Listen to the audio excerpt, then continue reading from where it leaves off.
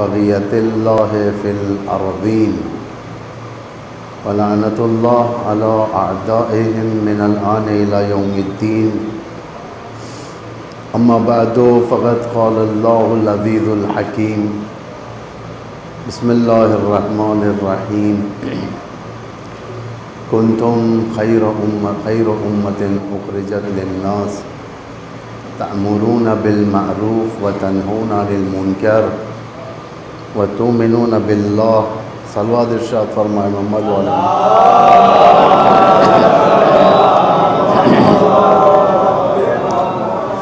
صاحبان ایمان، بزرگان ملت،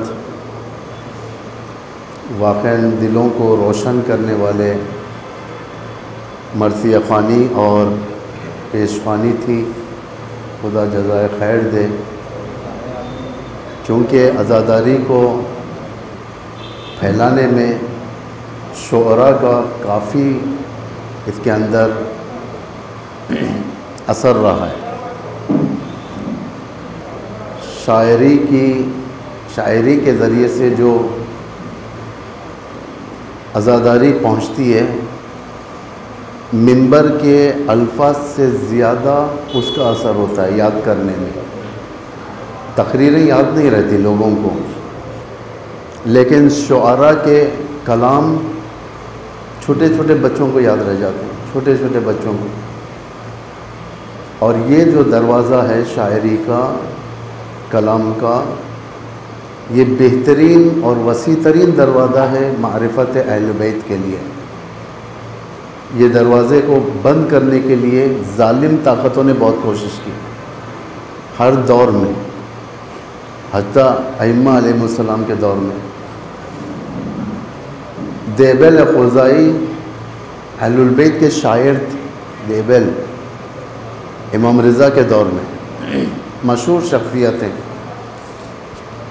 اگر حضرت دیبل کے کانٹینٹ کو دیکھا جائے، ان کے کلام کو، لوگوں کے ذہنوں کو کھولنے والے کلام ہیں، چابی ہے وہ. بعض ذہن فریز ہو جاتے ہیں، جامد ہو جاتے ہیں یوز نہیں ہونے کی بنا پر. مثلا اگر کوئی چیز، اس چیز کو اگر آپ ایسے ہی چھوڑ دیں گے، ایک مدت کے بعد آپ دیکھیں گے پورا براؤن ہو گیا، رنگ لگ گیا. اسے سائیکل کیا جاتا ہے باقاعدہ، ٹائم ٹو ٹائم پوچھا جاتا ہے. 2 سال 3 سال میں ایک مرتبہ اس کا ایک سلیوشن لا کر لگایا جاتا ہے، پوچھ کر شائننگ کیا جاتا ہے. ویسا لوگوں کے ذہن بھی جامد ہو جاتے ہیں، کبھی اس کو سائیکل کرنا پڑتا ہے. امیر المومنین نہج البلاغہ میں ارشاد فرماتے ہیں کہ جس طریقے سے لوگوں کے بدن تھکتے ہیں، اس طریقے سے ذہن بھی تھک جاتے ہیں. اس ذہن کی تھکان کو دوری کے لیے حکمتیں ڈھونڈا جائے، حکمتیں، اچھی باتیں. شعر سے بہتر کیا ہو سکتا ہے، بہتر. دیبل درباروں میں بلیک لسٹڈ تھے. دربار، حکومتی دربار میں، مامون الرشید کے دربار میں بلیک لسٹڈ تھے. شعراء ہزاروں کی تعداد میں تھے اس زمانے. ہر عرب شعر کہتا تھا، ہر عرب. لیکن امام ہر شاعر کو منبر پر نہیں بیچتے تھے. ہر شاعر منبر پر جانے کی اجازت نہیں ہوتی تھی. امام ڈھونڈتے تھے شاعروں کو، اخلاص دیکھتے تھے، اخلاص کتنا ہے شعراء کے اندر. کیونکہ بعض شعراء ہوتے ہیں جو قرآن کہتا ہے کہ غاوون، یعنی چاپلوس شاعر چاپلوس ہوتے ہیں معمولاً. لیکن بعض شعراء ہوتے ہیں واقعاً امام کی نگاہ کرم ان کے اوپر ہے. بعض ایسے شاعر ہیں جس کے مصروں کو امام نے تکمیل کیا ہے. امام نے غیب باقاعدہ کرامات کے ساتھ، باقاعدہ خواب کے ذریعے سے خود آ کر امام تکمیل کرتے ہیں. بعض شعراء لوگوں کو بیدار کر دیتے ہیں، ظالم کے خلاف ایسا شعر کہتے ہیں، غیرت دلاتے ہیں لوگوں کے اندر کہ تم ایک حسینی ہو، تم ایک حسنی ہو، علوی ہو، رضوی ہو، اماموں کے چاہنے والے. تمہاری زندگی کرنے کا انداز اس طریقے سے ہونا چاہیے. ایک اخلاص، دو حقائق سے ہٹ کر شعر نہیں کہتے تھے امام کے شعراء، جو حقیقت ہے وہی، جو حقیقت ہے وہی جا کر بیان کرتے تھے، امام بھی خوش ہوتے تھے، کیف کرتے تھے امام۔ یہ عزاداری کو پھیلنے کا سب سے بڑا سبب شعراء کا کنٹریبیوشن ہے۔ اور یہ جو سنتی عزاداری ہے ہماری، سنتی عزاداری یعنی یہی ہے جو ہوا تھا مرثیہ خوانی جو بیٹھ کر پڑھے جاتے ہیں، یہ پرانے زمانے میں کافی رائج تھا، کافی رائج تھا۔ لوگ بیٹھتے تھے، جب مرثیہ خوان، سوز خوان یہ اشعار پڑھتے تھے، مرثیہ سرائی کرتے تھے، لوگوں کی آنکھوں سے گریہ گزاری شروع ہو جاتی تھی۔ گریہ کا ایک مقصد یہ ہوتا ہے کہ دل پاک ہو جاتا ہے۔ گریہ اب عبداللہ الحسین پر معمولی چیز نہیں ہے، یاد رکھیں آپ لوگ۔ اب عبداللہ الحسین کے پر گریہ کرنا صرف گناہوں کو معاف نہیں کرتا ہے، آثار کو بھی ختم کرتا ہے گناہ کے۔ ایک ہوتا ہے گناہ معاف ہو جانا، یہ انسان گناہ کرتا تھا، گناہ معاف ہو گیا، جہاں پر آگ جل رہی ہے آگ کو بجھا دی جاتی ہے، آگ بجھ جاتی ہے لیکن زمین پر اس کا نشان رہ جاتا ہے۔ ویسے گناہ جب انسان کرتا ہے اس کے اندر نشان گناہ رہ جاتے ہیں، آثار گناہ۔ لیکن جو قدرت عزاداری میں ہے، عزادار انسان جو اب عبداللہ الحسین پر پانی جیسا آنسو بھی نہیں، آپ یہ مت سمجھے کہ میری دستی بھیگ جائے تو میرے گناہ معاف ہوں گے، ایسا نہیں ہے۔ مچھر کا جو پر ہوتا ہے کتنا ہوتا ہے، مچھر کا پر کتنا ہوتا ہے، چھوٹا سا ہوتا ہے نا، دکھنے کو بھی نہیں آتا، اس کے بھی اگر کم آنسو نکل گئے اب عبداللہ کے لیے تو سب سے بڑی دعا امام حسین کے جو جلب توجہ کرتی ہے نگاہ، یہ آنسو، اور فوراً امام اس کے لیے دعا کرتے ہیں۔ اتنی طاقت ہے عزاداری کے اندر، ہم اپنے گناہوں کو ختم کروا سکتے ہیں، عزاداری کے اندر آثار کو ختم کرا سکتے ہیں۔ اور جب آنسو نکل جاتے ہیں دل نرم ہونے لگتا ہے، نرم ہو جاتا ہے دل۔ جب نرم ہو جاتا ہے دل، اس وقت امام علی کے نقش قدم پر چلنا آسان ہو جاتا ہے، ورنہ اگر دل نرم نہیں ہوا، امام کیا فرماتے ہیں، نہج البلاغہ کی بات کہہ رہا ہوں میں، امام فرماتے ہیں کہ اگر تمہارے اندر دل نہیں ہے، تم کسی مظلوم کی حمایت نہیں کر سکتے زبان سے، ہاتھ سے، کردار سے، رفتار سے، تو تم میری نگاہ میں میت الاحیاء ہو، ذالک میت الاحیاء، وہ میری نگاہ میں زندہ لاش ہے۔ عزادار سخت دل نہیں ہوتا، آپ دیکھیں عزادار نرم دل ہوتے ہیں، نرم دل۔ سخت ترین موقعوں پر بھی دشمن پر جب حملہ بھی کریں گے یہ لوگ دیکھ سمجھ کر کریں گے، کہیں غلطی سے سویلین مر نہ جائیں۔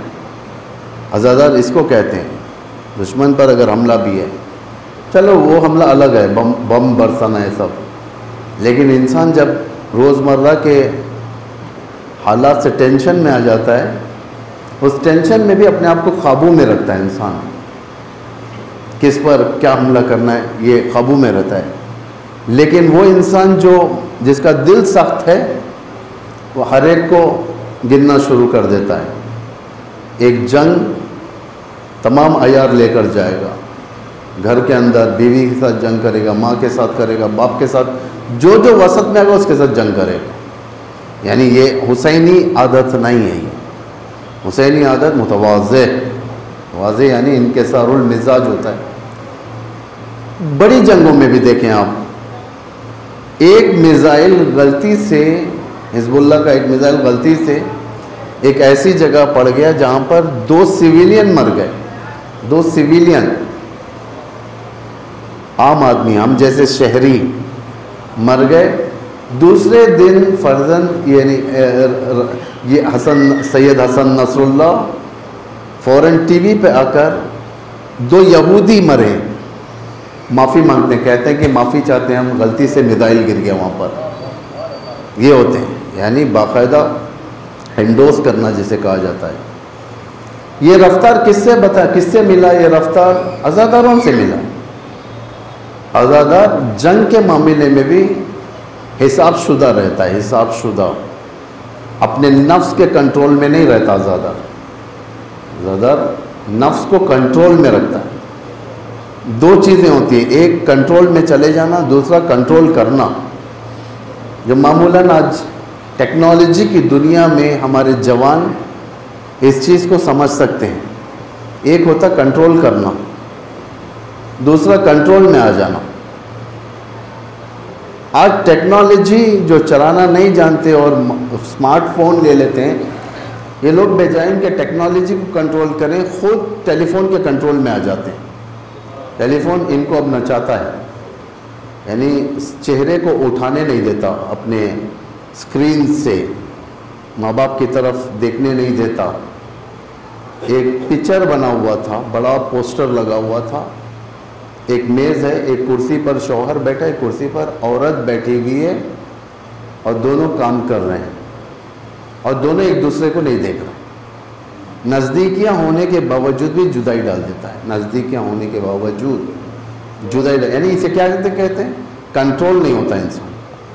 چہجائی کے بڑے جنگوں کے اندر دشمن دیکھیں کس طریقے سے حملے کرتے ہیں. آج افغانستان کے اندر ایک جمعہ ہوتا ہے، بم پھٹ جاتا ہے، پتہ چلا 100 کی تعداد میں لوگ مر گئے. اور دوسری جگہوں پر جہاں پر بھی حملے ہوتے ہیں، کنٹرول نہیں ہوتا. لیکن یہی حیدری لشکر جسے کہا جاتا ہے، امیر المومنین کی اتباع کرنے والے کس طریقے سے کنٹرول کرتے ہیں؟ جب مارتے بھی ہیں تو حساب کے ساتھ مارتے ہیں. 2 سال پہلے جس وقت الاسد عین الاسد بیس کے اوپر جب مارا گیا تھا، چاہتے تو یہ لوگ ہاسٹل کے اوپر مار سکتے تھے، جہاں پر امریکن سپاہی ہیں، 5000 سپاہی تھے، 5000. اگر یہی جو میزائل ایران نے گرائے، 12 یا 14 میزائل جو گرائے، یہی میزائل اگر ان کے ہاسٹل پہ مارتے تو 5000 سپاہیوں کی موت ضروری تھی. لیکن اسے کہتے ہیں حیدر کے ماننے والے نہیں مارتے، سونے والوں کے اوپر نہیں مارتے. کہاں پر مارا؟ وہیں پر مارا جہاں پر ان کا اسلحہ رکھا ہوا تھا. اسے کہتے ہیں کنٹرول کرنا، مدیریت. ہر چیز مدیریت چاہتی ہے، مینجمنٹ. آج پڑھتے ہیں نا کالجز میں، آپ لوگ جوان نسل یہاں زیادہ ہے، کالج والے. چہرے سے تو معلوم ہو رہا ہے کہ اکثر کالج میں پڑھنے والے بھی ہیں. یہاں پر ایک سبجیکٹ ہوتا ہے مینجمنٹ، مدیریت جسے کہتے ہیں. مدیریت ہر چیز چاہتی ہے، حتیٰ جب امام زمان ظہور فرمائیں گے، ایک سوال پڑھیں گے.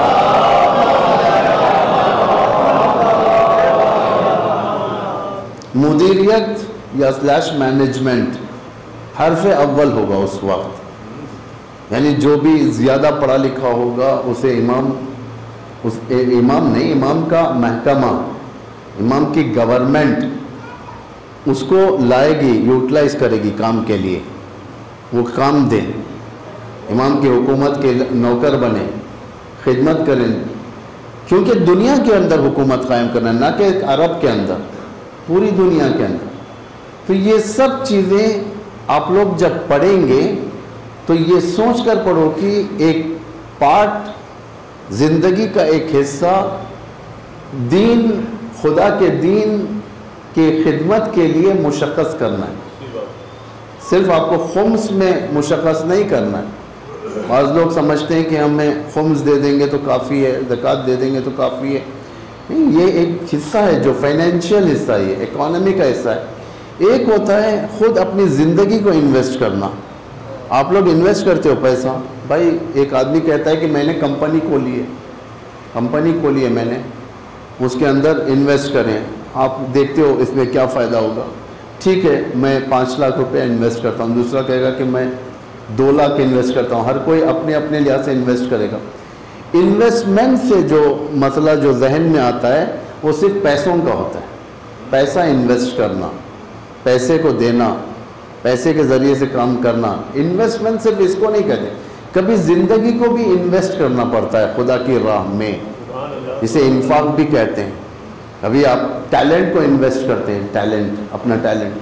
آپ کو معلوم ہے، تقریر آتی ہے، آپ کو اچھی طریقے سے نالج ہے آپ کو تاریخ کی، آپ انویسٹ کریں، اس کو قوم میں انویسٹ کریں، جوانوں کو جمع کریں. دیکھیں کتنے اچھے یہاں پر بڑے بڑے امام باڑے ہیں. ویکلی ونس ہالیڈے کے دن آپ لوگ جمع کریں، آپ اپنا ٹیلنٹ بتائیں.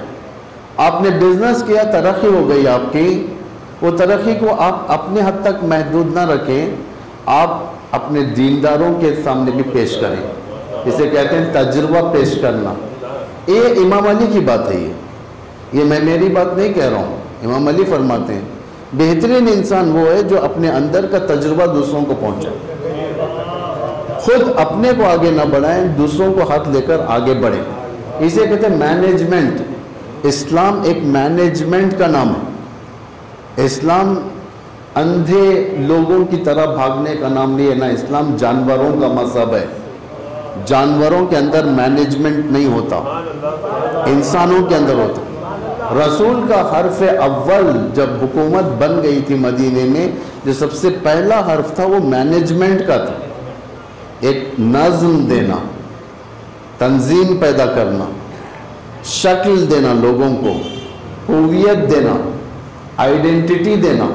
جب یہ چیزیں لوگوں کو مل جاتی ہے، یہ نکھر کر آتی ہے، یہ نکھر کر آتی ہے لوگوں کے سامنے. اسے کہتے ہیں مینجمنٹ. مینجمنٹ نماز کے اندر بھی ہے. آپ یہ نہیں کہہ سکتے نماز کے اندر مینجمنٹ نہیں ہے. آن ٹائم اذان ہونا، امام کا وقت پر رہنا، وہاں پر لوگوں کا پیچھے ٹھہر جانا، جب لوگ آتے ہیں تو اسے وہیں سے کنٹینیو کرنا. اور اس کے بعد بہت سارے اس طریقے سے مستحب اور واجبات ہیں جو نماز کے اندر جو جب انسان دیکھتا ہے تو کہتا ہے کہ واقعاً کتنا نظم ہے. اس نظم کو کہتے ہیں مینجمنٹ. روزے کا مینجمنٹ ہے، کس طریقے سے روزہ کنٹرول کیا جاتا ہے، معاشرے کے اندر کنٹرول کیا جاتا ہے. کھانے پینے کی چیزیں نہیں دی جاتی، پانی کے کولر کو خالی کر دیا جاتا ہے مسجدوں کے اندر، سارا دن مغرب کے نزدیک بھرا جاتا ہے. اسے کہتے ہیں مینجمنٹ. انسان ہے تو مینجمنٹ ہے. عزاداری بھی مینجمنٹ ہے. جب تک مینیج نہ ہو عزاداری، اب دیکھیں جلوس نکلتے ہیں ماشاءاللہ سے کیسے کنٹرول کیے جاتے ہیں. ہوتے ہیں نا، کنٹرول ہوتے ہیں. جوان لڑکے اطراف میں ٹھہرتے ہیں، کنٹرول ہوتے ہیں. پیچھے چلنے والے گاربیج بیگ کو لے لیتے ہیں جو کچرا ڈالا جاتا ہے، اس میں عزاداروں کا جو بھی کچرا گر جاتا ہے اس کو اٹھا کر ڈالتے ہیں تاکہ ریپرزینٹ کریں دنیا کے سامنے، ایک نمائندگی کریں، تاکہ بتائیں کہ ہم لوگ کتنے منظم لوگ. عزاداری نظم پیدا کرتی ہے. یہی ایک نظم ہے. ایک آدمی منبر سے بول رہا ہے، یعنی میں اس وقت آپ کے سامنے یا کوئی بھی ذاکر آ کر بولتا ہے، آپ لوگ بیٹھ کر سنتے ہوں، ایج ڈیفرنس نہیں دیکھتے ہو. بہت سارے بزرگ افراد یہاں پر ہیں جو مجھ سے زیادہ تجربہ رکھتے ہیں، کبھی منہ کھول کر نہیں بولتے کہ مولانا آپ غلط ہیں. اسے کہتے ہیں مینجمنٹ. اگر غلطی بھی ہوگی تو اترنے کے بعد شاید بیٹھ کر کہیں کہ آپ نے جو کہا تھا یہ غلط ہے، یہ طریقہ غلط ہے، یہ غلط ہے، فلاں غلط ہے. اگر یہ مینجمنٹ چلے جائے تو یہ مینجمنٹ آپ کو ختم کر، یہ بے نظمی آپ کو ختم کر دے گی. پھر جو شکل ہے آپ کی شیعت کی شکل ہے، وہ شکل ختم ہو جائے گی. شیعت کی شکل بچانے کے لیے عزاداری کی حفاظت ضروری ہے. اور ہمارا تعلق عزاداری کے ساتھ ویسے ہی ہے جیسا مچھلی کا تعلق پانی سے، کیونکہ ہم وہ شیعہ قوم ہیں. شیعہ قوم کی بات کر رہا ہوں میں. اسلام مظلوم ہے، میں مانتا ہوں اسلام اوورال ساری دنیا کے اندر مظلوم ہے، اس کے اوپر ظلم زیادہ ہے. لیکن ان میں سے بھی زیادہ مظالم شیعت کے نام پر ہوتے ہیں. شیعت کیوں مظالم ہوتے ہیں؟ یہ اس لیے کہ دنیا نہیں چاہتی کہ یہ نظام حسینی دنیا میں پھیل جائے. کل میں نے آپ کے سامنے کہا تھا یہ بات، امام زمان جب تشریف لائیں گے تو نام سے، اپنے نام سے کریں گے. باقی 4 اب عبداللہ الحسین کے نام سے. اب عبداللہ الحسین یعنی عزاداری، حسینیت، کربلائی، یہ ساری کی ساری چیزیں جو امام بیان فرمائیں گے لوگوں کو جلب کرنے کے لیے. کیونکہ حسین وہ کوڈ ہوگا، انٹرنیشنل کوڈ ہوگا وہ، جو لوگوں کے اندر جذب ہو جائے گا. زمانہ جتنا بڑھے گا، حسین نام، خود لفظ حسین لوگوں کے دل میں شمع جلائے گا.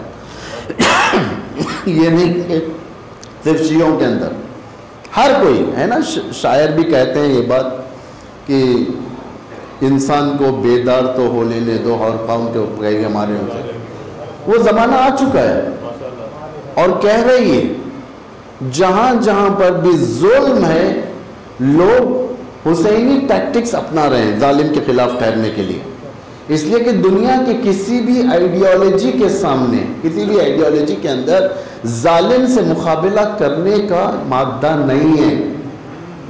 ظالم سے مقابلہ نہیں کر سکتے، کیونکہ اگر آپ آج کی یزیدیت کو دیکھا جائے، اسرائیل وغیرہ کو دیکھا جائے، دنیا کی کوئی حکومت کے اندر طاقت نہیں ہے کہ اسرائیل کے مقابل میں ٹھہرے. یہ طاقت کہاں سے آئی؟ استعمار کے سامنے ٹھہرنے کی، دشمن کے سامنے ٹھہرنے کی، حسینیت سے آئی. یہ جانتے ہیں ان کے پاس جو قوت ہے دنیا کے کسی مذہب کے اندر نہیں. یہ لیتے ہیں، یہ اس کے لیے کوئی ریسٹرکشنز نہیں ہے. پولیس نے بیریگیڈز نہیں لگائے یہاں پر کہ آپ نہیں لے سکتے، یہ آپ نہیں لے سکتے. فلسطین کے سنی افراد بھی لیے، یہی نظام نہیں ہے. فلسطین میں کون ہے؟ کیا شیعہ اہل سنت ہے، لیکن ان کی کامیابی کا راز کیا ہے؟ یا حسین انہوں نے لیا ہے، اس راز کو لیا. یزیدیت کے مقابل میں ٹھہرے، اللہ انہیں کامیاب کر رہا ہے. یمنیوں نے لیا ہے. یمنی کون ہے؟ شیعہ ہیں، لیکن 4 امام کے شیعہ ہیں، زیدیہ تک ہیں. 4 امام کے ہوتے ہیں، بعض 6 امام کے ہوتے ہیں، 4 امام تک ہیں. انہوں نے لیا، کامیاب. جہاں جہاں پر بھی یہ فارمولا یوز کیا گیا ہے وہاں کامیابی ہوئے. یہ نہیں کہ پیچھے ہٹیں، کامیاب ہوئے. تو یہ معرفت یہاں سے جو ملتی ہے اب عبداللہ الحسین یا کسی بھی امام کی اور کوئی پلیٹ فارم سے نہیں مل سکتی. آپ کو امام حسین کے اوپر ریسرچ کسی یونیورسٹی کے اندر نہیں ہوتا. فضول کی چیزوں میں ریسرچ ہوتا ہے، بہت ساری یونیورسٹیز میں آپ جائیں فضول کی چیزوں میں ریسرچ ہوتا ہے، لیکن اب عبداللہ الحسین پر ریسرچ نہیں ہوتا. آپ بتاتے ہیں کسی بھی یونیورسٹی کے اندر ایک کرسی رکھی گئی ہو، ایک سبجیکٹ بنایا گیا ہو جس کے اندر کربلا کے بارے میں ریسرچ ہو، نہیں ہو. آج دنیا اتنی ظالم ہے کہ آپ کے 40 کو کور نہیں کرتے. 40 کتنا بڑا کانگریشن ہے یہ کہ ایک سال میں جو خانہ کعبہ کے اندر لوگ عمرے اور حج کے لیے آتے ہیں پورا 1 سال کے اندر، اس سے 10 گنا زیادہ صرف 10 دن کے اندر 40 میں رہتے ہیں لوگ. اتنا بڑا کانگریس 40 کا، اتنا بڑا کانگریشن 40 کا. ایک ٹی وی بھی کور کرتے، کبھی آپ کو دکھایا گیا فاکس نیوز کے اندر، BBC کے اندر، یا کسی بھی نیوز کے اندر، CNN کے اندر، آج تک، یا جو بھی بیسڈ میڈیا ہے، جو گودی میڈیا جسے کہا جاتا ہے، اس نے کبھی 40 کو کور کیا؟ جبکہ انٹرنیشنل ہے یہ. اور اس 40 میں جانے والے صرف شیعہ نہیں ہیں، صرف سنی ہیں، ہندو ہیں، ہندو بھی جاتے ہیں، کرسچن، یوروپینز، امریکنز، چائنیز، ساری دنیا کے. یہ 40 ایک انٹرنیشنل پلیٹ فارم ہو گیا ہے. لیکن بتائیں کسی نے کور کیا ہو؟ آپ اس کا کیا اندازہ نکالیں گے؟ اس کا مطلب ساری دنیا تو غافل ہے، یا غافل نہیں ہے، ظالم ہے. یہ جانتی ہے لیکن بتاتی نہیں ہے. ظاہر بات ہے ظالم ہے. دوسرا لفظ ہم نہیں دے سکتے یہاں پر. دینے کے لیے یہی ہے کہ ظالم ہے. ہمارے ایونٹس کو یہ لوگ کور نہیں کرنا چاہتے. توجہ کریں آپ لوگ. تو کتنا ظلم شیعت کے اوپر ہے یہاں پر، بہت ہے ظلم. آپ یہ تصور نہ کریں کہ ہم لوگ آرام سے ہیں، تو نہیں. آپ لوگ فرنٹ لائن پر نہیں ہیں، ہم لوگ فرنٹ لائن پر نہیں ہیں. فرنٹ لائن پر جنگ چل رہی ہے، چو طرف سے چل رہی ہے. فرہنگی جنگ چل رہی ہے، جو سب سے بڑی جنگ ہے آج. فرہنگی جنگ. شیطان سب سے بڑا دشمن ہے، جسے اسلام کہہ رہا ہے، قرآن کہہ رہا ہے اِنَّهُ لَكُمْ عَدُوٌّ مُبِينٌ. شیطان عدو مبین، یعنی کھلا ہوا دشمن ہے. سارے ٹیکٹکس اس کے پاس ہیں. لیکن دوسری جگہ دجال کا راج چل رہا ہے. یہ دجال کون ہے؟ شیطان کون ہے؟ یہ دجال اور شیطان کوئی دو الگ پاورز نہیں ہیں، قدرتیں نہیں ہیں، بلکہ شیطان کا آخری اور بڑا ہتھیار دجال ہے. یہ میزائلز ہوتے ہیں نا، باقاعدہ ایک حکومت اگر چلاتی ہے، کوئی گولی چلاتا ہے، کوئی پستول کی گولی، کوئی AK-47، کوئی لانچر کے ذریعے سے، کوئی ٹینک کے ذریعے سے، کوئی میزائل مارتا ہے. بڑے بڑے میزائل ہوتے ہیں، اگنی، نہ جانے اور کیا کیا نام ہوتے ہیں، بڑے بڑے میزائل. اس سے شیطان کے پاس بھی ہیں. چھوٹی گولیاں ہیں، میڈیم سائز کی، اسمال سائز کی، بڑی گولیاں ہیں، پسٹول ہے، یا یوں کہا جائے AK-47 ہے یا کلاشنکوف ہے، اس طریقے سے بہت سارے ہیں. جو بدترین جو اسلحہ ہے اس کا، اس اسلحے کا نام دجال ہے. دجال شیطان کا ایک اسلحہ ہے، اور اس دجال کے ہاتھ میں ساری چیزیں ہیں، آپ کے ہاتھ میں نہیں ہیں. اور وہی ہسٹری ریپیٹ ہوئی جو امیر المومنین کے دور کی ہسٹری تھی. امیر المومنین کے دور کی ہسٹری کیا تھی؟ حدیث میں کیا دیکھا آپ نے، روایتوں میں کیا سنا؟ آپ نے سنا ہے نا، معاویہ ابن ابی سفیان کے پاس، امیر شام کے پاس کتنے ممبر تھے؟ 70,000 ممبر. کتنے ممبر؟ 70,000. 70,000. کیا 70,000 پرفیکٹ فگر ہے یہ، یا اس کے اوپر نہیں تھے؟ 70,000 فگر کو نہیں کہتے عربی میں، بعض اوقات 99% کو کہتے ہیں. ہوتا ہے نا، آپ یہ عبادت کریں گے تو اتنے % ثواب ملے گا، یعنی 70 ثواب ملیں گے. یہ عبادت کرو گے 70,000 فرشتے آپ پر درود بھیجیں گے. یہ کرو گے تو 70 برابر آپ کو اجر ملے گا. یہ 70 کیا کہ 70 خدا کے نزدیک کیا اسٹیٹ بینک آف انڈیا ہے کہ اتنا ہی پیسہ نکلنا چاہیے خزانے سے، اس سے زیادہ نہیں. وہ لامنتہا خزانہ ہے، وہ جس میں انتہا نہیں ہے. 70,000 اگر اللہ کسی کے لیے مشخص کر دے، اس کا مطلب خدا کے خزانے کے اندر لمیٹڈ ثواب ہے، انلیمٹ نہیں ہے. اسے نہیں کہتے 70,000 اگر کہا جاتا ہے 70,000، یہ 99%.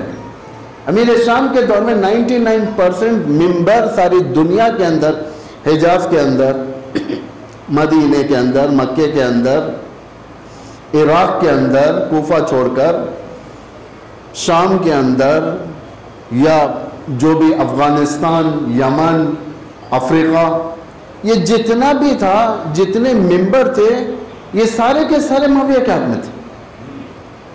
یہ جس طریقے سے چاہیے یوٹیلائز کر سکتا تھا، کیونکہ میڈیا ہے، ممبر میڈیا ہے. اگر آپ ٹیلی ویژن کے سامنے بیٹھیں، بڑا اسکرین، کتنے انچ کا اسکرین مجھے نہیں معلوم، اس کا آئیڈیا نہیں ہے. کبھی کہتے ہیں کہ 60 انچز کا نکل گیا بڑا اسکرین، یعنی منی تھیٹر جیسے کہا جاتا ہے. اس طریقے کا اگر آپ لگا کے بیٹھ جائیں، کوئی نیوز دیکھیں یا کوئی ایک پروگرام دیکھیں، آپ کبھی ادھر جاؤ گے پانی لاؤ گے، کبھی ادھر جاؤ گے چیزیں لاؤ گے، کبھی یہ چیز لاؤ گے، کبھی وہ چیز لاؤ گے. کانسنٹریشن جو ہوتا ہے، توجہ دینا 100% نہیں ہوتا، 100% نہیں ہوتا. ٹی وی کے سامنے بھی ولو کتنا اچھا پروگرام بھی رہو، لیکن مجلس کے اندر کانسنٹریشن 100% ہوتا ہے. کیونکہ 1 گھنٹہ انسان جو بیٹھتا ہے کہ وہ 1 گھنٹہ پوری توجہ اس کے پاس ہوتی ہے، چاہے اس کے دماغ کے برابر کی بات ہو یا اوپر سے اڑ جائے، وہ اس کی بات دوسری ہے، لیکن ملتا ہے. اس طریقے کے اس دور میں ممبر تھے، روایتیں بنائی جاتی تھیں، ممبر سے کہی جاتی تھی. سارے 99% ممبر معاویہ ابن ابی سفیان کے ہاتھ میں تھے. آج کیا ہے؟ آج اس دور کا اپ گریڈڈ دور ہے، یعنی ہائی ورژن والا دور، کہ آپ دیکھیں 99% میڈیا کس کے پاس ہے؟ ظالم کے پاس. اسرائیل بیٹھ کر چلاتا ہے ساری دنیا کے اندر. BBC کو، امریکن میڈیا کو اسرائیل چلاتا ہے، امریکن فلمز کو اسرائیل چلاتا ہے.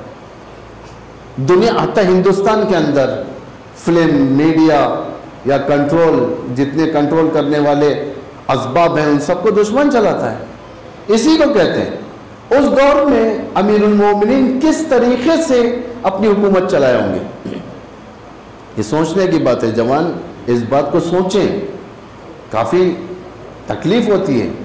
آج اگر دیکھا جائے، آج کے دور میں پاورفل حاکم، سالم حاکم، جس کا دماغ سالم، صحیح ڈیسیشن لینے والا، صحیح فیصلے کرنے والا، صحیح موو کرنے والا، دنیا کی سیاستوں کے مقابل میں الہی تدبیروں کے ساتھ اسلام کو بچانے والا حاکم رہبر ہے ہمارے.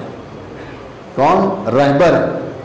اتنا ہونے کے باوجود رہبر اتنی فیملیئر نہیں ہے، جو دنیا کے اندر شیعوں اور مسلمانوں سے ہٹ کر جو دنیا کے اندر اتنے فیملیئر نہیں ہیں. بعض لوگوں کے پاس، بعض ملکوں کے اندر جو بیگانے ہیں، جو جانتے نہیں ہیں، بائیڈن اور ٹرمپ فیملیئر ہیں ان سے. کیوں؟ بھائی اچھی سیاست تو ان کے پاس ہے. بائیڈن تو دیوانہ ہے، صبح میں ایک بات کہتا ہے، شام میں ایک بات کہتا ہے، کبھی ہوا میں ہاتھیں ملاتا ہے. دیکھے ہوں گے آپ لوگ، دیکھے ہوں گے. لیکن ایک رہبر جو حکیم، جو بولتا ہے تو ناپ کے بولتا ہے، جو قرآن اور حدیث سے کچھ نہیں کرتا، اسی عالم میں اسلام کی حفاظت، مسلمانوں کی حفاظت، مظلوموں کی حمایت. لیکن یہ شخص دنیا کے اندر اتنا زیادہ فیملیئر نہیں ہے جتنا ظالم فیملیئر. یہ میڈیا کا کرم ہے، میڈیا کا کرم. امیر المومنین کے دور میں امیر المومنین سے زیادہ بہتر حاکم کوئی نہیں تھا. مانتے ہیں اس بات کو؟ کیونکہ الہی حاکم تھے امیر المومنین. جانتے تھے حکومت کا طریقہ، جانتے تھے لوگوں کے مزاج سے واقفیت تھی، ہر چیز تھا. الہی حاکم تھے. اتنا زیادہ امام امیر المومنین کو چھپایا گیا، میڈیا نے اوپر آنے نہیں دیا. جب امام کی شہادت ہوئی اور لوگوں کو پتہ چلا، شام کے لوگوں کو پتہ چلا علی شہید کر دیے گئے، اور کہاں شہید ہوئے؟ کہاں؟ مسجد میں سجدے کی حالت میں مصلی پر. تو لوگوں نے کہا تعجب سے کہ علی نماز بھی پڑھتے تھے. یہ کس کا برین واش تھا؟ میڈیا کا برین واش ہے یہ، ورنہ دوسروں کا نہیں ہے. مولوی لوگ تو جا کر نہیں کر رہے کام. میڈیا اثر رکھتا ہے. میڈیا جسے چاہے ظالم بنا سکتا ہے، جسے چاہے مظلوم بنا سکتا ہے. اگر میڈیا آپ کے پاس نہیں ہے، جو حقیقتاً میں نہیں ہے ہمارے ہاتھ میں. میں نے کل کہا کہ فیس بک میڈیا نہیں ہے، یوٹیوب، انسٹاگرام، ٹیلی گرام، یہ جتنے سوشل ورچوئل میڈیا ہیں، یہ میڈیا نہیں ہے. ایک سمندر ہے جس کے اندر حرام مچھلی بھی ہے، حلال مچھلی بھی ہے. کثرت اس کی اتنی زیادہ ہو چکی ہے، لوگ کے پاس ٹائم نہیں ہے اب آپ کی تقریریں یا 1 منٹ کی تقریر بھی سننے کے لیے. پہلے ہوتا تھا یوٹیوب کے اندر 1 گھنٹے کی تقریر سیکھنا پڑتا تھا، دیکھنا پڑتا تھا، 1 گھنٹہ بیٹھنا پڑتا تھا. لیکن اب وہ زمانہ نہیں، 1 گھنٹے کا نہیں ہے. اب کیا ہے؟ 1 منٹ کی ریل چلتی ہے نا، سیکنڈز کے اندر پتہ چلا کہ second 2 minute, 3 minute, 2.5 minute, 1.5 minute, 1 minute ہوتا ہوتا ریل کم ہوتی گئی، سیکنڈز کم ہوتے گئے. 30 سیکنڈ کے کلپ بھی انسان کو سننے کا وقت نہیں، جسے کہتے ہیں. یعنی یہ نہیں. میڈیا سے مراد پرنٹ میڈیا، سٹل میڈیا، یہ جتنی چیزیں وہ ہمارے ہاتھ میں نہیں ہیں. تو ہمارے پاس کیا ہے؟ عزاداری ہے. منبر، جمعے کا خطبہ ہے، عید کا خطبہ ہے، حالات ہیں. اگر اس کو صحیح یوٹیلائز کر دیا جائے، عزاداری کو اگر صحیح یوٹیلائز کر دیا جائے، بہت سارے بینیفٹس ہیں اس کے اندر، بہت سارے. اسلام سے انسان دور نہیں ہو سکتا، کیونکہ عزاداری وہ طاقت کا نام ہے. اسلام سے دور نہیں ہو سکتا. اسلام ایک مرتبہ خطرے میں آیا تھا، امام حسین نے بچا لیا، اور اس کے بعد یہی عزاداری کا جو سلسلہ شروع ہوا، وہاں سے عزاداری قیامت تک کے لیے. حتیٰ انصار امام زمانہ بھی جو بنیں گے اسی عزاداری سے بنیں گے. توجہ کریں، اس کے لیے معرفت چاہیے. معرفت ہمارے پاس کتنی چیزیں ہیں؟ 3 چیزیں. 3. آپ میں سے بہت سارے لوگ وہ ہوں گے جو روزانہ زیارت عاشورہ پڑھتے ہوں گے. بہت سارے لوگ ہیں یہاں پر. اگر نہیں پڑھتے تو میں جوانوں سے بھی کہتا ہوں کہ زیارت عاشورہ پڑھا کریں، اس میں کافی طاقت ہے. بڑے بڑے علماء، ہمارے مراجع، صاحبان کرامت، انہوں نے وصیتوں میں اپنے بچوں سے تاکید کیا، بیٹا زیارت عاشورہ نہ چھوڑنا، روزانہ ٹائم نکالو، 10 منٹ. جس دن آپ سے پڑھے نہیں گیا زیارت عاشورہ، کوئی بات نہیں، آخری جو حصہ ہے، السلام علیکم یا ابا عبداللہ وعلی الارواح التي حلت بفنائک علیک منی سلام اللہ ابدا ما بقیت و بقی اللیل والنہار، یہ والا ہے نا حصہ. السلام علی الحسین وعلی علی ابن الحسین وعلی اولاد الحسین وعلی صحابہ، کم از کم یہ حصہ پڑھ. اگر یہ بھی پڑھنے کے لیے نہیں ہوا تو آخری 4 سلام، السلام علی الحسین وعلی علی ابن الحسین وعلی اولاد الحسین وعلی صحابہ. لیکن رہو ارتباط میں رہو، امام سے دور نہ ہو، کمیونیکیشن میں رہو. رہتے ہیں نا واٹس ایپ میں کمیونیکیٹڈ رہتے ہو، ایک گروپ بنا لیتے ہو، روزانہ میسیج کرتے ہیں. جس دن میسیجوں کا سلسلہ بند ہو جائے پریشانی ہوتی ہے، بھائی کیا بات ہے آج کسی کا میسیج نہیں آیا، فون کرنے لگتے ہیں. جب تک کمیونیکیٹڈ رہتے ہو معلوم رہے گا کہ ہمارا طریقہ امام کے ساتھ ہے. 6ویں امام اپنے صحابی ہیں،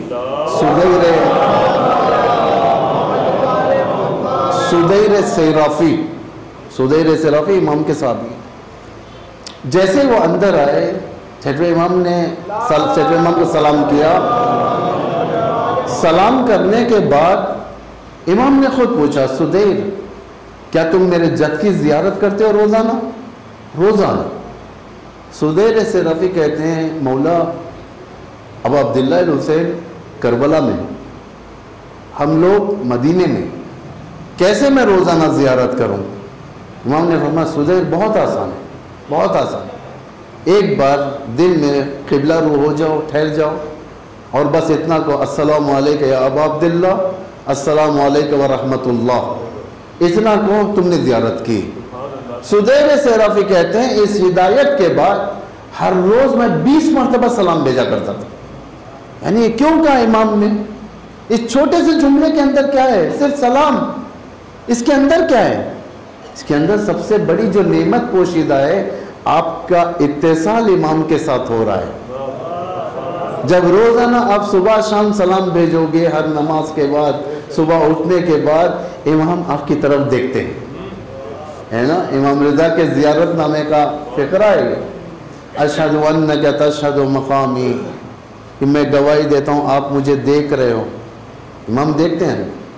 اگر ہم کہیں کہ امام تو نجف میں، یہ ہم نے کھل کر کہوں تو واقعاً کفر کیا، ظلم کیا۔ اگر ہم کہیں کہ امام تو نجف میں، ہم تو انڈیا میں، یہ کفر ہے۔ امام دیکھتا ہے، امام کے ہاتھ میں ہے، کبھی بھی کسی شیعہ سے ملاقات کر سکتا ہے، اور ملاقاتیں ہوتی ہیں، ایسا نہیں کہ ملاقاتیں نہیں ہوتی۔ اشہد انک تشہد مقامی، میں گواہی دیتا ہوں کہ آپ میرے مقام کو دیکھ رہے ہو، مجھے دیکھ رہے ہو۔ وتسمع کلامی، آپ میری آواز کو سن رہے ہو، میری آواز کو سن رہے ہو۔ وترد سلامی، میں جو سلام کرتا ہوں، سلام علیکم کہتا ہوں، السلام علیکم یا ابا عبداللہ کہتا ہوں، السلام علیکم یا رسول اللہ کہتا ہوں، السلام علیکم امیر المومنین کہتا ہوں، السلام علیکم یا بنت رسول اللہ کہتا ہوں، یہ سلام لے کر نہیں رکھ لیتے، ترد سلامی، اس سے بہتر جواب دیتے۔ یہ زیارت کے فکر ہیں، نہیں، اس کے اوپر ایمان ہے۔ یہ ہمارا ایمان یہ ہوتا ہے کہ امام کی سکیننگ میں ہم لوگ رہتے ہیں۔ ہم خود فرماتے ہیں اس بات کو، یہ مجلس کوئی معمولی نہیں ہوتی، مجلس میں وقت کا امام آتا ہے، وقت کا امام آتا ہے مجلس میں، میزبان استقبال کرتے ہیں مجلس کے اندر، میزبان سے بڑھ کر امام آپ کا استقبال فرماتے ہیں۔ بس جب امام استقبال فرماتے ہیں تو مجلس کے ادب کی رعایت ہمارے اوپر فرض ہو جاتی ہے، اسی کہ امام ہے، وقت کا امام آتا ہے، ایک ایک چہرہ دیکھتا ہے۔ کیوں دیکھتا ہے؟ تاکہ کل کے دن امام اسے ریٹرنز دیں۔ جب کوئی چیز انسان انویسٹ کرتا ہے، اپنی زندگی انویسٹ کر رہے ہیں ہم لوگ، پیسہ کچھ نہیں ہے، آج پیسہ زیادہ ہے، میں بریانی کھلاؤں گا آپ کو، کل پیسہ نہیں ہے میرے پاس، کیا مجلس لاک کر دوں گا میں؟ پیسہ نہیں ہے، میں ایک گلاس پانی پلاؤں گا، ایک گلاس پانی لیکن پلاؤں گا۔ لیکن جو فزیکل انویسٹمنٹ کیا ہے میں نے، فزیکل انویسٹمنٹ، جو میں آیا یہاں پر مجلس میں شریک ہوا، بیٹھا مجلس میں، نوحے سنا، مرثیے سنا، مجلس سنا، یہ جو فزیکل انویسٹمنٹ ہوتا ہے، جو معرفت کے درجے کو بڑھاتا ہے اس کے اندر، انسان اس فزیکل انویسٹمنٹ کا اجر، ایک ایک قدم کا اجر امام کے پاس ہوتا ہے۔ اگر آپ نے آپ کے گھر سے تقریباً 100 قدم چل کر ہے، یہ 100 قدم کا اجر امام کے پاس ہے۔ توجہ کریں، اگر ہم ان چیزوں کو اگنور کر دیے اور نظر انداز کر دیا، کچھ نہیں سمجھا، اس کو ایزی لے لیا، ہم نے امامت کے اوپر شک کیا، اور نعوذ باللہ امامت کے اوپر شک کرنا ایک ایمان کی علامت نہیں، ایک مریضی کی علامت ہے، مرض کی علامت ہے۔ ٹیسٹ نہیں معلوم ہوا اسے ایمان کا۔ مجلس سے پوچھیں کہ بریانی کا ٹیسٹ کیسا ہوتا ہے، ناک بند کر لے گا، کہے گا مزہ نہیں آ رہا، اچھا نہیں دکھ رہا ہے مجھے، اس لیے کہ بیمار ہے وہ، ٹیسٹ نہیں ہے، بریانی کا بھی ٹیسٹ نہیں ہے، میٹھے کا بھی ٹیسٹ نہیں ہے، اسے اچھے پکوان کا ٹیسٹ نہیں ہے، اس لیے کہ بیمار ہے۔ وہ انسان جو روحانی بیمار ہو جائے، مجلس کا ٹیسٹ اس کے اندر نہیں آتا، مجلس کا ٹیسٹ سے محروم ہو جاتا ہے۔ ایسا انسان چاہیے کہ ہر وقت امام سے رابطہ قائم کرے۔ آیت اللہ بہجت سے کسی نے سوال کیا، کہا کہ میں بہت یوں کہا جائے کہ ویک ہوں، دینی مسائل میں نماز اچھی نہیں لگتی اور گندے خیالات آتے اماموں کے بارے میں، مجلس کے اندر دل نہیں لگتا، یہ بھی ایک بیماری ہے. آپ یہ مت سمجھیں کہ اس کا سیلیوشن نہیں. بعض اوقات غلط خیالات آتے ہیں اماموں کے بارے میں. کئی جوان سوال کرتے ہیں قبلہ میں لیٹا ہوا تھا، امام کے بارے میں غلط خیال آیا. ٹھیک ہے، شیطان نے ڈالا ہے خیال تیرے اندر، اس کے لیے اسلام نے توڑ بھی رکھا ہے. یعنی باقاعدہ بہت سارے اذکار ہیں جو پڑھنے کے ہیں، جیسا لاحول ہے، حدیث نفس، نماز حدیث نفس ہے، یا اللہ یا رحمان یا رحیم ہے. آیت اللہ بہجت سے پوچھا گیا کہ میرا دل نہیں لگتا، نمازوں میں بھی دل نہیں لگتا، میں سنگینی سے پڑھتا ہوں نماز، انوانٹیڈلی پڑھتا ہوں، میرا رجحان نہیں، کیا کروں میں؟ اور میں جانتا ہوں کہ یہ عبادت حق ہے، اور میں جانتا ہوں کہ موت ہے ایک دن، وہاں پر شرمندہ ہونا پڑے گا مجھے. آیت اللہ بہجت نے سنا ایک جملے میں اٹھ کر اس کا جواب دے کر ختم کر دیا. کہا کیا جملہ؟ کہا کہ درود زیادہ پڑھو. اس نے کہا درود پڑھنے کے لیے بھی منہ نہیں کھلتا میرا.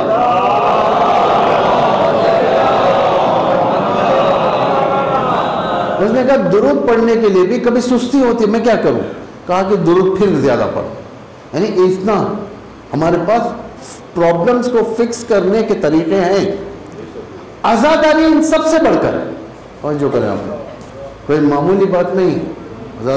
آج حضرت زینب کا حرم جو بچا ہے گندے لوگوں کے ذریعے، گندے لوگوں کے نگاہوں سے، کس کے نتیجے؟ عزاداری کے نتیجے سے. ورنہ وہاں پر جا کر لڑنے والے کوئی بڑے بڑے ملکوں کے کمانڈوز نہیں گئے تھے. میں اس بات کو بیان کر چکا ہوں لاسٹ ایئر. یعنی آپ جیسے جوان گئے تھے جو سبیل چلاتے تھے، جو مجلسوں میں فرش پر جھاڑو دیتے تھے، جو پانی کا انتظام کرتے تھے زائرین کے لیے، شرکت کرنے عزاداروں کے لیے، ایسے لوگ جا کر حفاظت کرتے امام کی. ورنہ آکسفورڈ یونیورسٹی سے پڑھ کر آنے والے، امریکن یونیورسٹی سے پڑھ کر آنے والے، جو بڑے بڑے یونیورسٹی سے بڑے بڑے ڈگری لینے والے، یہ خدمت ان سے نہیں ہوتی. معرفت کے لیے شرط ڈگری نہیں ہے. معرفت اسی کو کہتے ہیں نا، معرفت. زیارت عاشورہ سے بات آئی تو اصل بات رہ گئی، اس کو یہاں سے میں پھر آپ کے سامنے پیش کر. زیارت عاشورہ پڑھتے ہوں گے آپ. زیارت عاشورہ کے اندر ایک جملہ ہے، آپ لوگوں کے ذہن میں بھی ہے، وہ زبان پر بھی ہے، جو روزانہ پڑھتے ہیں.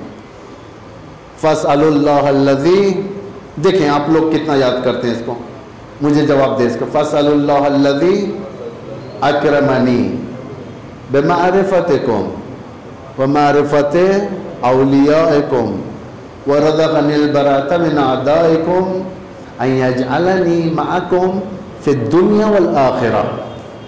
ہے نا، یاد آ گیا جملہ؟ اس کو رکھ لیں.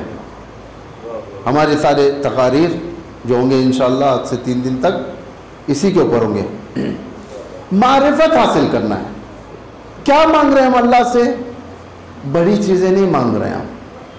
انسان کے لیے اتنا آسان ہو گیا ہے، زمانہ آسان ہے نا، ٹیکنالوجی آسان ہے.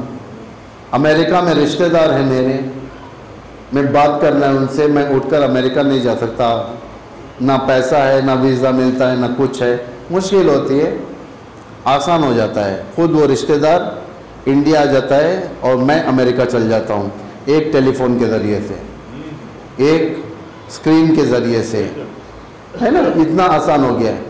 اسی طریقے سے امام حسین کا حرم اور عزاداری مجلس کا فرش ادا، بعد ہم لوگ نہیں جا سکتے امام حسین کے روزے تک، مشکل ہوتی ہے، فائنینشیل پرابلم ہوتا ہے، ہمیں فائنینشیل پرابلم ہوتا ہے، مشکلات ہوتے ہیں، جانے حالات اجازت نہیں دیتے. کبھی ہوتا ہے اس طریقے سے، ایسے ہر ایک کو نہیں، بعض کو ہوتا ہے. روایتوں میں ہے کہ امام حسین کا حرم کا ثواب گنبد کے نیچے ٹھہر کر زیارت کرنے کا ثواب مجلس کے اندر دے دیا جاتا ہے. جب وہ محشر میں جائے گا، عمل نامہ دیکھے گا، میں نے اتنی زیارتیں کی ہیں، اللہ تو جھوٹ نہیں بولتا. پتہ چلا کہ 100 سے زیادہ میری زیارتیں ہوئی ہیں 2002 میں، 100 سے زیادہ زیارتیں کربلا میں. کہ خدایا پروردگار تو منزہ ہے ہر ایک سے، تو جھوٹ نہیں کہتا تو. لیکن مجھے تعجب ہے، میرے فائل پیپرز کے اندر تو نے 100 سے زیادہ زیارت ابا عبداللہ الحسین لکھا ہے. جبکہ میں نہیں گیا اور تو غلط چڑھاتا بھی نہیں ہے. اللہ نے کہا کہ تو 100 سے زیادہ مجلسوں کو اٹینڈ کیا ہے، اس لیے اس کا ثواب تجھے ملا ہے. اسے کہتے ہیں معرفت. انسان کی معرفت بڑھ جاتی ہے، مجلسوں کی طرف جاتا ہے انسان، کیونکہ مجلس وہ جگہ ہے جہاں انسان جب آ کر بیٹھ. اور ایک معجزہ مجلس کا میں آپ کو بتاتا ہوں. انسان جب آتا ہے نا، معلوم اس مجلس کے اندر، چاہے کسی بھی مجلس کے اندر جائے، انسان کے ذہن کے اندر گناہ نہیں آتا. ابھی آپ نے ٹرائی کیا اس بات کو؟ گناہ، فریب، دھوکے بازی، غلط نگاہ، غلط تھنکنگ کیوں نہیں آتے؟ قدرت شیطان کے اوپر بیریگیڈ لگا دیتی ہے، کوئی افکار ٹرانسفر نہ کرے. یعنی شیطان اور مجلس کے درمیان کا بلوٹوتھ آف ہو جاتا ہے، یہ نہیں آ سکتے. یہ سب کرامات الہی میں سے ہے مجلس. اس لیے آداب مجلس یہ ہے کہ ہم بھی پاک آئیں، باوضو آئیں، بحال آئیں. باوضو اس لیے آئیں، میں یہ نہیں کہتا کہ شاید وضو کر کے نہ آئے، کوئی واجب نہیں. بحال اس لیے باوضو آئیں، پتہ نہیں کس کے پاس، کس کے نیبر میں امام ہے. یہ سب سوچیں، کیونکہ تائید وہیں سے ہوتی ہے. حال دل اللہ جانتا ہے کہ کون کس وقت محشر آئے گا یا کسی اور وقت. امام کے ظہور کے بعد جب ہم دیکھیں گے امام کو، ہم کہیں گے کہ ہم نے تو ملو پورا کے امام باڑے میں ان کو دیکھا تھا. یہ عام ملو پورا کا آدمی نہیں تھا، کائنات کا امام تھا، کائنات کا امام تھا. یہ سب ریگولیرٹیز جو ہم کو محفوظ کرنا ہے. اس کے معرفت ڈگریز کے ذریعے سے نہیں آتی، انفارمیشن زیادہ کرنے کے ذریعے سے نہیں آتی. معرفت کسے کہتے ہیں؟ معمولاً معرفت دو قسم ہے، اکتسابی، ایک ہے اکتسابی، ایک ہے عطائی. اکتسابی ہم لوگ خود ڈھونڈنا پڑتا ہے، زیارت عاشورہ پڑھنا پڑتا ہے، زیارت عاشورہ کے مطالب دیکھنا پڑتا ہے، زیارت جامع کبیرہ پڑھنا پڑتا ہے، دعائے توسل، اور نہ جانے بہت ساری دعائیں جو امام زین العابدین فرماتے ہیں وہ دعائیں، امیر المومنین کی دعائیں. یہ ساری کی ساری دعائیں جتنا پڑھیں گے، نہج البلاغہ پڑھنا پڑے گا، صحیفہ سجادیہ پڑھنا پڑے گا آپ کو، قرآن پڑھنا پڑے گا. یہ جتنا ہارڈ ورک کریں گے آپ کو، امام تھوڑا تھوڑا ذہن میں سمجھ میں آئے گا. ورنہ امام سمجھ میں آنے والا امام وہ ذات نہیں ہے جو ہر ایک کے سمجھ میں آ جائیں. ایک کلپریٹ دماغ کا ہوتا ہے، بزنس میں دھوکہ دیتا ہے، لوگوں کو دھوکہ دیتا ہے، بزنس میں چیٹ کرتا ہے، بڑا چڑھا کے مال بیچتا ہے، جھوٹ بولتا ہے، قدم قدم پر فریب دیتا ہے. کیا ایسے کے ذہن میں بھی امام آ جائیں گے؟ نہیں آتے. امام پاک ذہنوں میں آتے. پاک ذہن کے لیے کیا کرنا پڑتا ہے؟ معارف کو اضافہ کرنا. ایک اکتسابی، یہ محنت، جتنا آپ محنت کرو گے. لیکن ایک نہیں ہے، عطائی ہوتی ہے، عطا ہوتی ہے اللہ کی طرف سے. کبھی عیدی بٹتی ہے، معرفت کی عیدی. کہاں پر بٹے گی؟ مجالس میں بٹے گی. کہاں پر بٹے گی؟ فرش اعضاء پر بٹے گی. کہاں پر بٹے گی؟ خدا تمہیں دے گا، نماز شب میں دے گا، آنسو کے ذریعے سے دے گا. یہ معرفت واقعاً عالی ترین معرفت ہے، یہ جو انسان حاصل کرتا ہے. کس کے ذریعے سے؟ آنسو کے ذریعے سے. امام حسین کے بارے میں ہم زیادہ جانتے ہیں یا بڑے پڑھے لکھے لوگ نے ان سے ہٹ کر، یعنی دین سے ہٹ کر. کون نہیں جانتا؟ کون نہیں جانتا؟ جب دشمن کے لابی میں جو بیٹھے ہوئے، کربلا کی سٹڈی اتنی زیادہ ہے وہاں پر، ہم سے زیادہ وہ لوگ جانتے ہیں کربلا، ہم سے زیادہ. لیکن معرفت نہیں ہے. یہ انفارمیشن کی کثرت ہے. یہ انفارمیشن کی کثرت معرفت پیدا نہیں کرتی. انفارمیشن کی کثرت تمہیں کثیر العلم بنا سکتی ہے. معرفت آنکھوں کے ذریعے سے، اشک کے ذریعے سے، گریہ و زاری کے ذریعے سے. ہم دعا کریں گے، کہیں گے خدایا مجھے معاف کر. لوگ پیچھے ہٹ جاتے تھے. امامت کے ساتھ چلنے کے لیے دولت نہیں چاہیے. دولت دنیا کے حاکموں کے ساتھ چلنے کے لیے چاہیے. اچھا بنگلہ چاہیے، اچھی کار چاہیے، اچھی دولت چاہیے، مین پاور چاہیے، ہر چیز چاہیے. حاکم دنیا کے ساتھ چلنے کے لیے چاہیے. امام کے ساتھ چلنے کے لیے دولت کی ضرورت نہیں. امام کے ساتھ چلنے کے لیے تمہیں حکومت کی ضرورت نہیں. امام کے ساتھ چلنے کے لیے سلمان جیسا عزم چاہیے، امام کے ساتھ چلنے کے لیے ابوذر جیسی زندگی چاہیے، امام جیسا چلنے کے لیے امام کا غلام جون جیسی شخصیت چاہیے. اور جو کریں وہ جب ہی امام کے ساتھ چل سکتے، ورنہ نہیں چل سکتے. بڑے بڑے لوگ تھے جو کربلا سے محروم رہ گئے تھے. کل میں نے کہا تھا آپ کے سامنے، بڑے بڑے لوگ تھے کربلا سے محروم رہ گئے، جو تاریخ میں جن کے نام و نشان تھے، جن کے بڑے بڑے القابات تھے، لیکن کربلا کے مسئلے میں پیچھے ہو گئے وہ لوگ. ہر ایک کی بس کی بات نہیں. کون آیا؟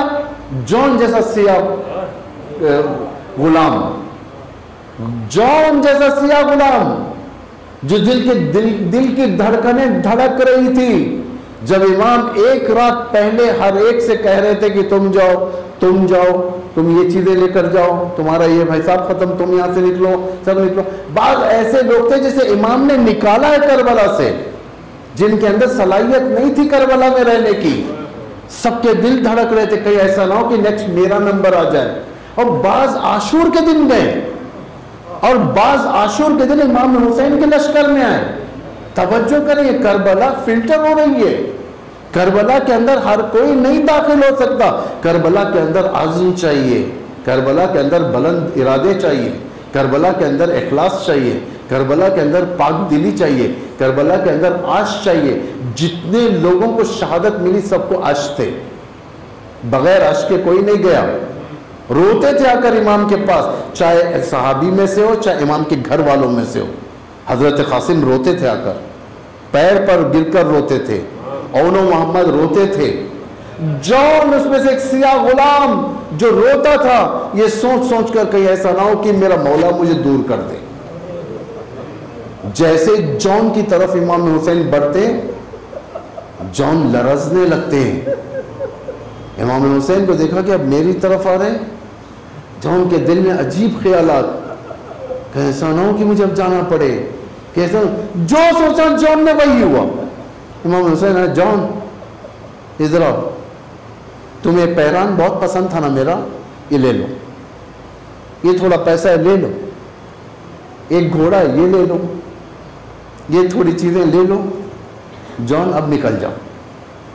جون گھٹنے کے بل گر گیا، یعنی پیروں سے طاقت ختم ہو گئی، زمین کھسک گئی، زمین پیروں کے نیچے سے. سمجھتے ہیں کتنا بڑا معاملہ تھا یہ. جون سے برداشت نہیں ہوتا. امام امت کو آزما رہا ہے اپنی، کیا یہ میرے ساتھ ٹھہر سکتا ہے یا جانے کا آدمی ہے یہ. جون آزمائے جا رہے ہیں.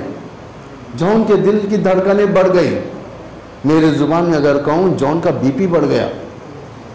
ان کے پیروں میں طاقت نہیں تھی، فوراً گھٹنے کے بل گر گئے. جون، مولا پہ کیا کہہ رہے ہو، میں جاؤں؟ جون ہاں جاؤ، دشمن کو مجھ سے کام ہے، تم سے نہیں. میں تمہاری زندگی تامین کرتا ہوں، تم جاؤ واپس مدینے جاؤ رہو. جب اسیروں سے لوگ واپس آ جائیں گے اسیری کے بعد، دوبارہ خدمت کو جاؤ. مولا آپ کو چھوڑ کے جاؤں؟ کہا کہ ہاں جانا پڑے گا. گر گیا پیروں پر جون. غلام جو امام کے ساتھ رہتا تھا.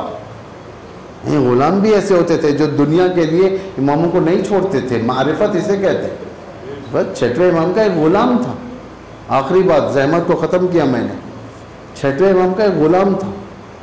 روزانہ امام کی ڈیوٹی، گھر سے امام کے ساتھ گھوڑے سے لے کر چلتا تھا. یعنی ہماری زبان میں اگر کہا جائے تو امام کا ڈرائیور تھا. وہ لے کر چلتا تھا مسجد تک، پھر گھوڑے کو لے کر اسٹیبل میں باندھ دیتا تھا. پھر اس کے بعد جب امام جانے کا ہوتا گھوڑا لاتا تھا. اس طریقے خراسان سے ایک آدمی اس کے پاس آیا، اس غلام کے پاس آ کر کہنے لگا، غلام میں سب سے زیادہ رچ پیسے والا ہوں، بہت پیسہ ہے میرے پاس. یعنی آج کے زمانے کا امیر ترین شخص جسے کہا جائے ان میں سے ایک امیر تھا. کہنے لگا کیا چاہیے آپ کو؟ میں تجھے خراسان میں ایک بنگلہ دوں گا. اس نے کہا خراسان جا کے میں کیا کروں؟ ٹھیک ہے مدینے میں ایک بنگلہ دوں گا. ہماری زبان میں پوش علاقوں میں ایک محل یا ویلا جسے کہا جائے. بہترین سواری دوں گا، یا ہماری زبان میں بہترین کار دوں گا.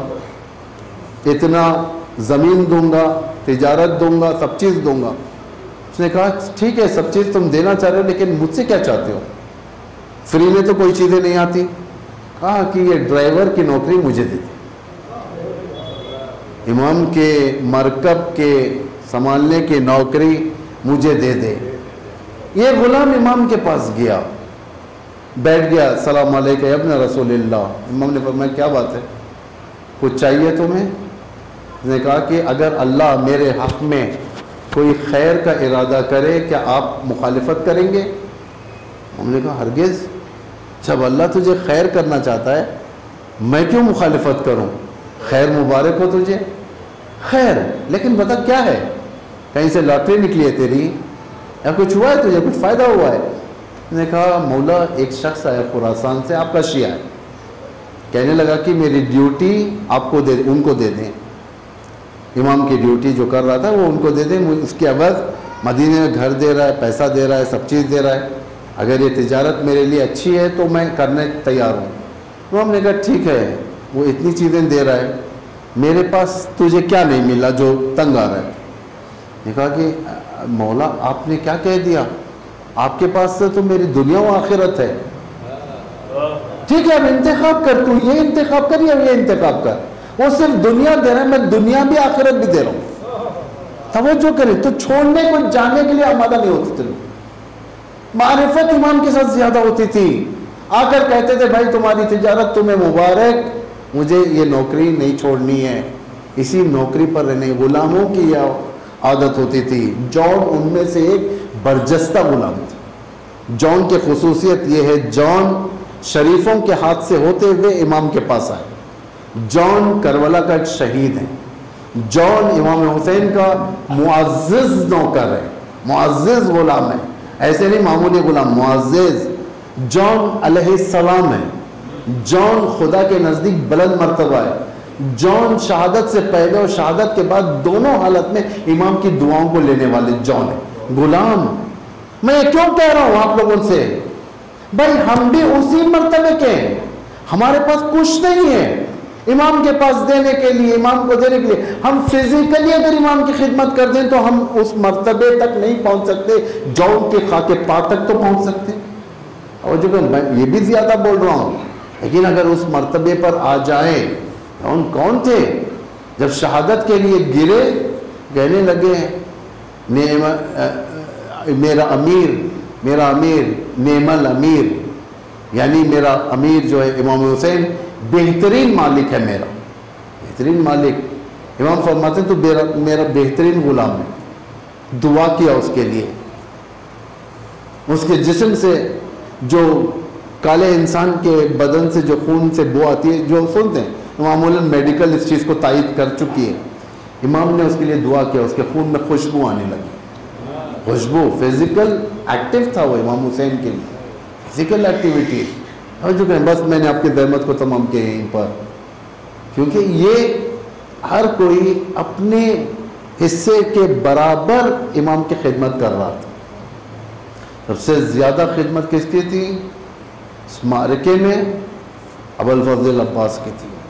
ابوالفضل عباس سردار تھے, علمدار تھے, ایک ایسے علمدار تھے جو ساری خصوصیت تھی. ورنہ امام حسین کے اس کاروان کے علمدار عباس سے ہٹ کر کوئی نہیں بن سکتا, کیونکہ اس کاروان میں مجتہد بھی ہے, اس کاروان میں معصوم بھی ہے, اس کاروان میں معصوم زادے بھی ہیں, معصوم زادیاں بھی ہیں. ان سب کا بہترین نچوڑ ابوالفضل عباس. ایک ڈھارس تھی. ابوالفضل عباس کافی حساسیت رکھتے ہیں لوگوں کے درمیان, ہندوستان کے اندر, عراق کے اندر, ایران کے اندر کافی حساسیت رکھتے ہیں, کیونکہ یہ ہے بھی مقام ایسا. باب الحوائج 4 ہے ہمارے پاس, ویسے تو سارے امام باب الحوائج ہوتے ہیں 4.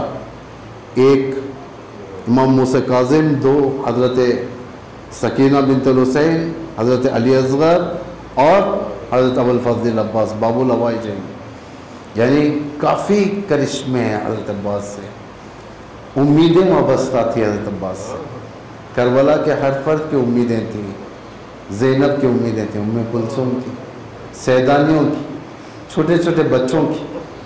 میں زیادہ مصائب نہیں پڑھوں گا حضرت عباس کے, لیکن 2-3 مصائب آپ کے حوالے کرتا ہوں جو میرے خیال سے رونے کے لیے کافی ہے. کتنی پیاس تھی کربلا کے اندر؟ آتش، آتش کہتے ہیں.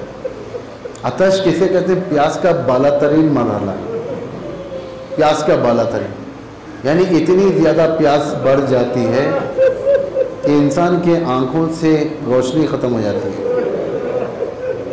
دھندلا پن نظر آتا ہے، کالا پن نظر آتا ہے، کچھ نظر نہیں آتا. آتش یہ منزل تھی، آتش اس منزل کو کہتے ہیں، یعنی برداشت نہیں ہوتا، ہر چیز جدا ہو جاتی ہے.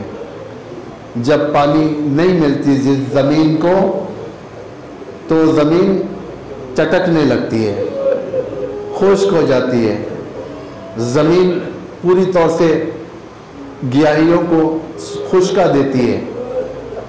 اگر یہ آتش انسان کے بدن میں آ جائے کتنا ہو، ہونٹ خشک ہو جاتے ہیں، زبان خشک ہو جاتی ہے، پانی کی کمی کی وجہ سے گوشت ہڈی سے جدا ہو جاتا ہے.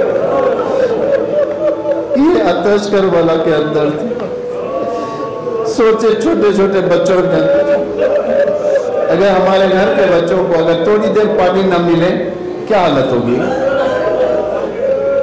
ہم فوراً بچوں کی پیاس کو دور کرنے کے لیے پانی کو فریز کر دیتے ہیں، فریج میں رکھ دیتے ہیں تاکہ بچہ اٹھے تو پیاسا نہ اٹھے، سوئے تو پیاسا نہ سوئے. ہماری عادت ہے جب ہم سونے جاتے ہیں تو بستر کے پاس پانی رکھتے ہیں تاکہ وہ پانی میں اپنے پیاس لگے تو اٹھ کے پیے. ہائے کربلا والوں کی پیاس کہاں سے جائے؟ ایک نہر بہ رہی تھی جہاں سے کتے اور سور پانی پی رہے تھے. آل رسول العطش العطش کی آوازیں لگا رہی تھی. عباس یہ ماجرا کب تک دیکھتے؟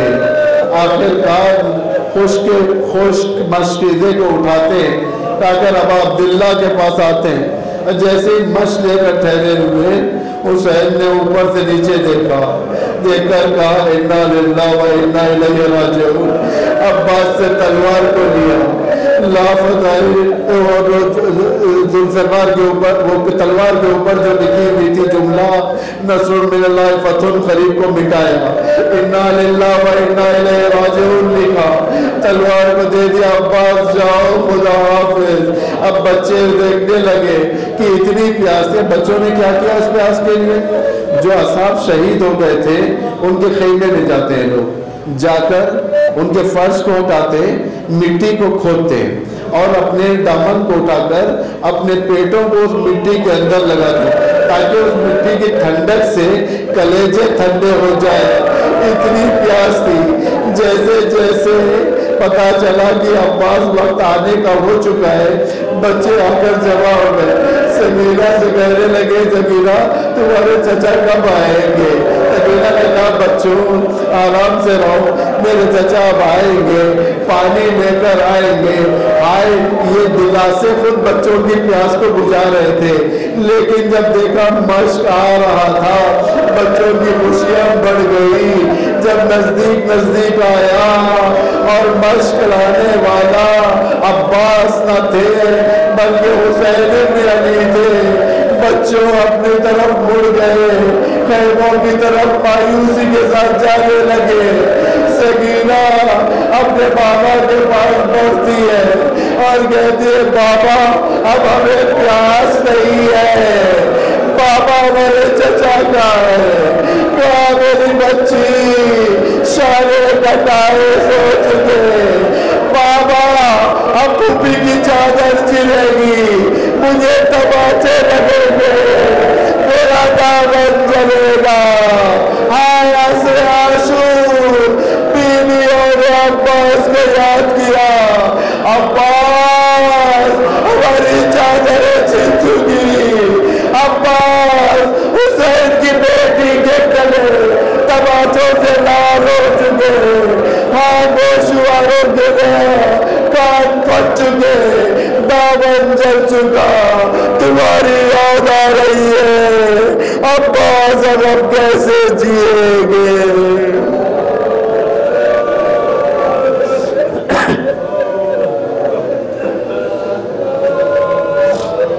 انا للہ و انا الیہ راجعون. رضاً بقضائہ و تسلیماً لامرہ. خدا بندہ اسلام و مسلمین کی حمایت و نصرت فرما، جہاں جہاں پر بھی مومنین ہیں ان کی جان مال عزت آبرو کی حفاظت فرما۔ پروردگارہ دشمنان اسلام کو نیست و نابود فرما، دشمنان سرسخت اسلام کو نابود فرما، پرچم اسلام کو روز بروز سر بلند فرما، پرچم کفر و نفاق کو روز بروز سرنگون فرما، پروردگارہ اسرائیل کو نابود فرما، پروردگار علماء اعلام مراجع تقلید آیت اللہ العظمیٰ سیستانی خصوصاً آیت اللہ العظمیٰ رہبر معظم انقلاب اسلامی حضرت آیت اللہ العظمیٰ خامنہئی کو طول عمر عطا فرما، ان کے دست مبارک سے امریکہ کو شکست عطا فرما، امام زمان ارواحنا لہ الفدا کے ظہور میں تعجیل فرما، ہم سب کو ان کے اعوان و انصار اور ان کے شیعوں میں سے قرار فرما۔ ربنا تقبل منا انک انت السمیع العلیم۔